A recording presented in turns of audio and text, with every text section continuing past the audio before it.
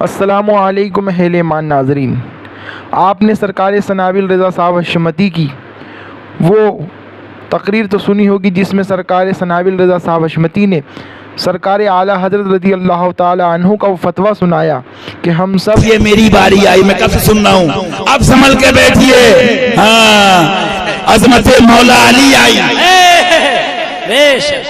रज़ी अल्लाह ताला।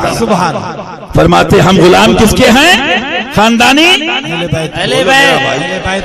हाँ, बाबा से बुलंद बोलो। अहले बैत के। कौन कह रहा है? आला हज़रत सरकार। हमें अमीरे माविया से क्या रिश्ता? अल्लाहु अकबर। ओहो, बगदादी मीज़ाइल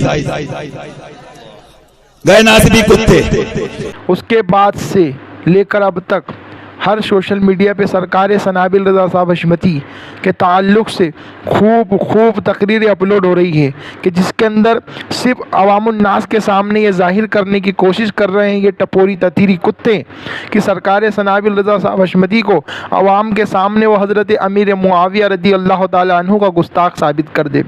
मगर वो कुत्ते ये बात भूल चुके हैं कि ये सरकार सनाबिल रज़ा साहब हशमती ये वही शख्सियत है कि जब तथीर जैसे खबीस नाखंजार ने सहाबा कराम की शान पाक में गुस्ताखी करी और जब बड़े बड़े करिया बस्ती कहलाने वाले बड़े बड़े अपने आप को कायद कहलाने वाले मुल्लाने खामोश थे, उस वक्त अगर हक़ का परचम बुलंद करने वाली शख्सियत का नाम था तो उस शख्सियत का नाम सरकार सनाबिल रज़ा साहब हशमती था, जिन्होंने ना तो किसी बड़े को देखा, ना तो किसी झुब्बे वाले, ना तो किसी अमामे वाले को देखा। हमेशा सिर्फ एक ही बात कही कि सुनो, अगर तुम हमारी ज़ात पे हमला करोगे तो हम खामोश हो जाएंगे, मगर अल्लाह उसके रसूल और अहले बैत पाक रसूल अल्लाह यानी सहाबी रसूल और अहले बैत पाक रसूल अल्लाह की शान में अगर भोंकोगे तो हम तुम्हारे जबड़े चीर देंगे। आओ सुन्नियों, ये जो आज सरकार सनाबिल रज़ा साहब हशमती को हज़रत अमीर मुआविया का गुस्ताख साबित करने की बड़ी कोशिशें कर रहे हैं,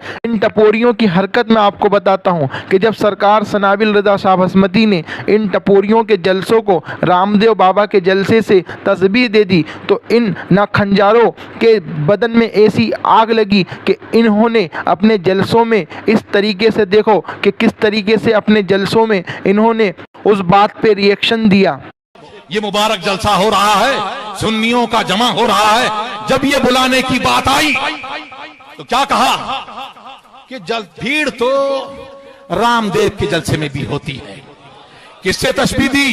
रजा के गुलामों को, ताज शरिया के चाहने वालों को, मोहम्मद रसूलुल्लाह के गुलामों को किससे तशबीह दी तूने? है कि भीड़ तो वहां भी होती है। रिएक्शन दिया, मगर ये उस खबीस तथीर टांडवी को अपने साथ रखते गए कि जिस खबीस तथीर टांडवी ने दरगाहों को माज़ अल्लाह मंदिर और गुरुद्वारे से तस्बीह दी। अब मैं उसकी इबारत आप हजरात के सामने पढ़कर सुनाता हूँ कि उसने किस तरह से मंदिर और गुरुद्वारे से मज़ार मुक़द्दसा को मिलाया। कि कहता है ये अपनी किताब के दरमियान उम्मत के पेज नंबर 193 पे ये लिखता है,